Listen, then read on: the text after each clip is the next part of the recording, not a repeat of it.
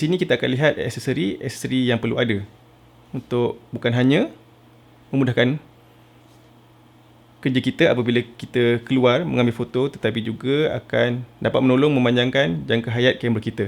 Yang pertama ialah camera bag. Di sini kita dapat lihat bag Lower Pro slingshot. Dan seperti yang anda dapat lihat, di dalamnya terdapat banyak kompartmen. Bag ini kita boleh gunakan untuk satu unit kamera yang lengkap bersama lens, dan kompartmen itu kita boleh letakkan lensa-lensa, filter, bateri dan juga memory card.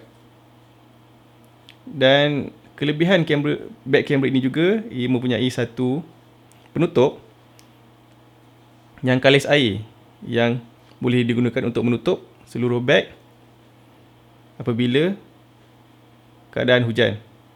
Seperti mana yang kita tahu, kamera adalah satu perkasan yang sensitif dan perlu dilindungi daripada hujan dan juga kelembapan.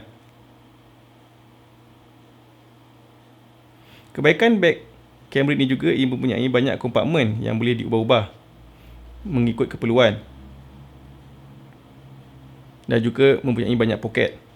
Pastikan bag kamera yang anda beli itu selesa untuk dipakai, kerana biasanya apabila kita bawa bag kamera keluar, kita akan membawanya untuk masa yang lama. Jadi pilih bag yang selesa. Di situ kita dapat lihat kompartmen untuk menyimpan memory card.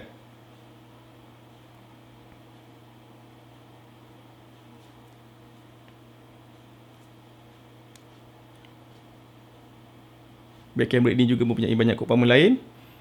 Saya kira kompartmen itu sesuai untuk diletak cleaning kit dan juga speedlight atau flash.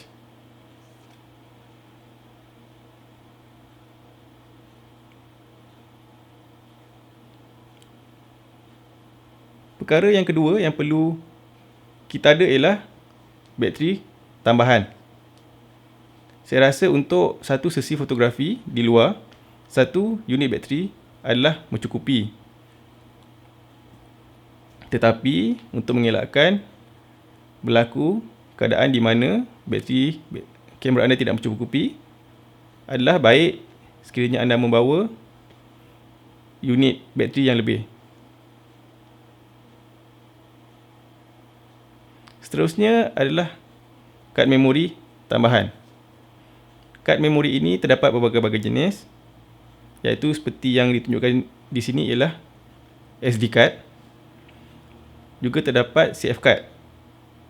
Tetapi kebanyakan kamera DSLR untuk beginners, contohnya Nikon D40, Canon EOS 550D, semua menggunakan SD card.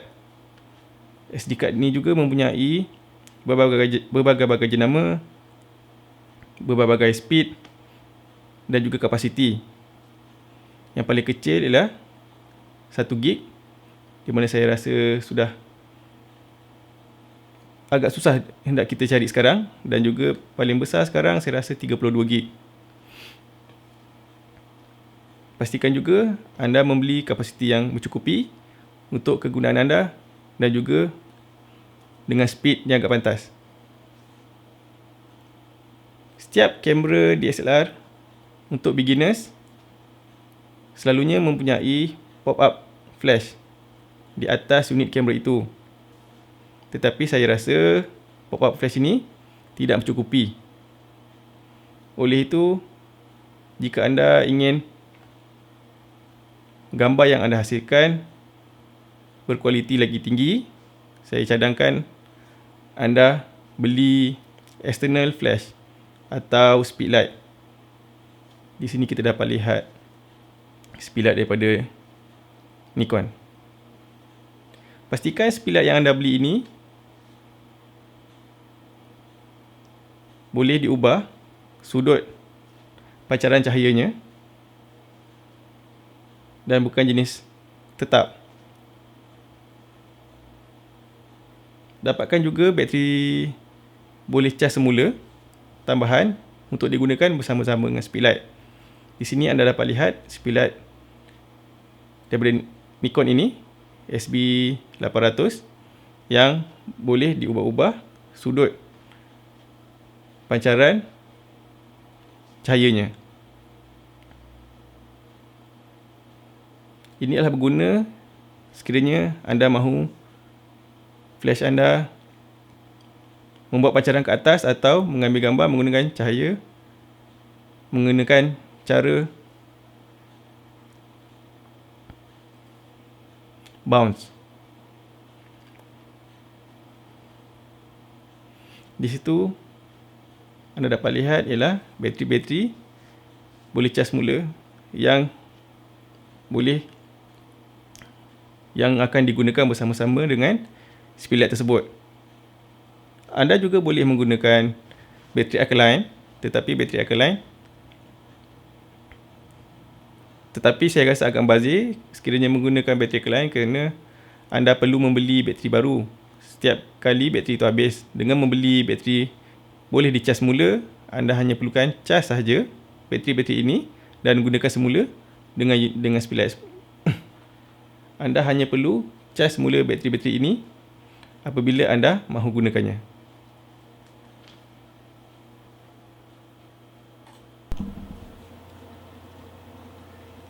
Untuk mengelakkan daripada kaca lensa kita kotor ataupun terkena habuk, adalah baiknya ia dipasang dengan clear ataupun ultraviolet filter. Clear dan ultraviolet filter ini boleh dapati di mana-mana kedai dan mempunyai saiz yang berbeza-beza mengikut diameter lensa tersebut. Filter ini hanyalah satu gelas yang loop sinar dan ia berfungsi untuk mengelakkan daripada habuk-habuk dan juga berdasar yang melekat pada kaca di lensa kamera kita. Dan saya rasa untuk menjaga lensa kita juga perlu mempunyai cleaning kit. Dan cleaning kit yang paling mudah sekali untuk membersihkan lensa kita, terutamanya apabila kita keluar mengambil gambar, ialah kain microfiber dan juga tisu lint free. Perbezaan kain dan tisu yang digunakan untuk membersihkan filter ataupun kaca lensa kita ialah ia tidak meninggalkan sebarang serat ataupun berdasing. Ia juga tidak menyebabkan kaca itu calar.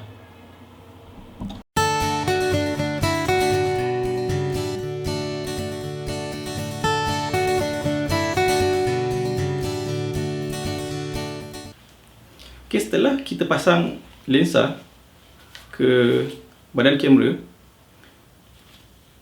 kita boleh masukkan kad memori dan juga bateri.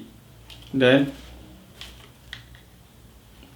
anda boleh tekan butang on di kamera dan anda boleh mula mengambil gambar. Tapi sebelum itu, jika kita lihat di atas kamera ini, terdapat satu butang di mana kita boleh lihat terdapat pelbagai simbol dan juga tulisan. Butang-butang ini dan juga tulisan yang terdapat di atas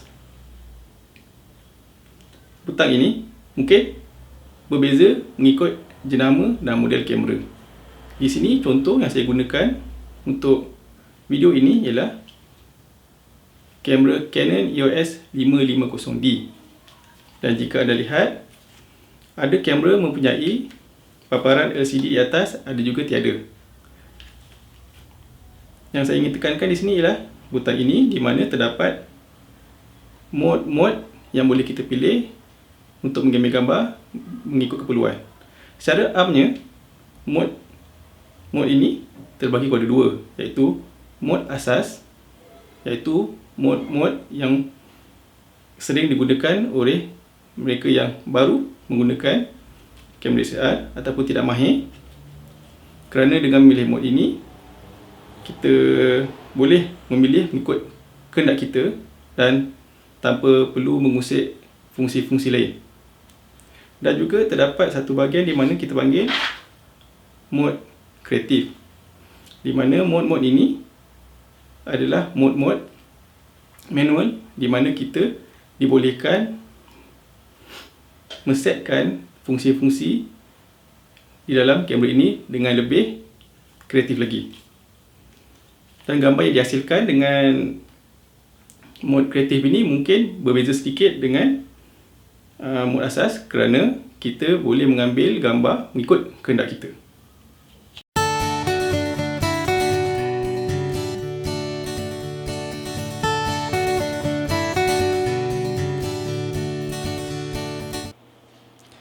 Mode yang paling mudah atau paling asas sekali ialah mode full auto. Untuk mode full auto ini, bila kita setkan mode kamera ini ke full auto, semua fungsi-fungsi yang terdapat pada kamera ini akan disetkan oleh kamera sendiri, dan anda tidak perlu risau untuk setkan ISO, aperture, shutter speed dan sebagainya.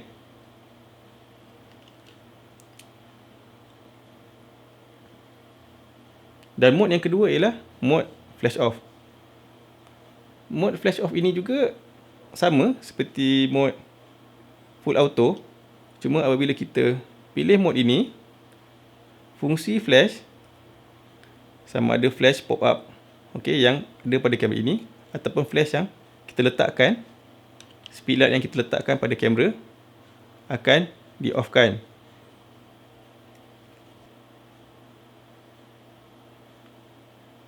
Mode ini bagus sekiranya kita mahu mengambil gambar di keadaan di mana kita tidak memerlukan flash, kerana ada kalanya bila kita set ke mode full auto, flash pop up ini sendiri akan sering keluar. Jadi kita mahu mengambil gambar tanpa menggunakan flash, kita boleh menggunakan mode flash off.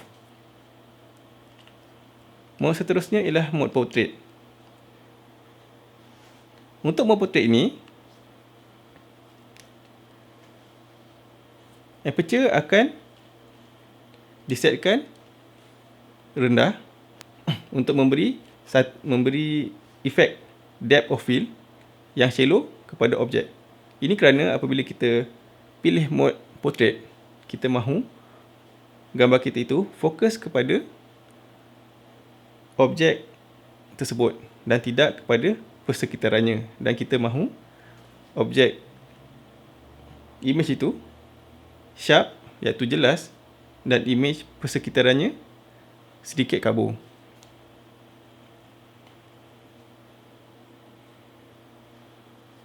Untuk mode close up,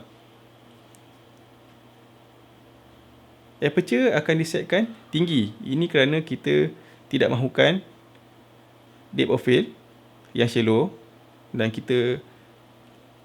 apa yang kita mahukan ialah gambar yang sekata. Untuk mode night portrait, shutter speed akan disetkan perlahan, dan aperture akan diturunkan. Ini adalah untuk mendapatkan gambar yang cerah dan juga yang jelas. Untuk mode sport ataupun action, shutter speed akan disetkan laju. Ini adalah untuk kita dapat mengambil gambar sesuatu yang bergerak itu. Jika kita set shutter speed rendah, gambar yang bergerak itu akan kelihatan kabur dan tidak jelas. Untuk mode landscape, aperture akan dinaikkan, iaitu contohnya f11 atau f. Untuk mode landscape, aperture akan dinaikkan. Sebagai contoh, f11 ke atas. Ini adalah untuk memastikan gambar yang diambil itu jelas. Tidak kira jelas. Ini adalah untuk memastikan gambar yang diambil itu kesemuanya jelas dan tidak ada bahagian yang mempunyai depth of field yang shallow atau yang tidak shallow. Ini adalah untuk memastikan semua gambar yang kita ambil itu jelas dan tidak mempunyai depth of field yang shallow.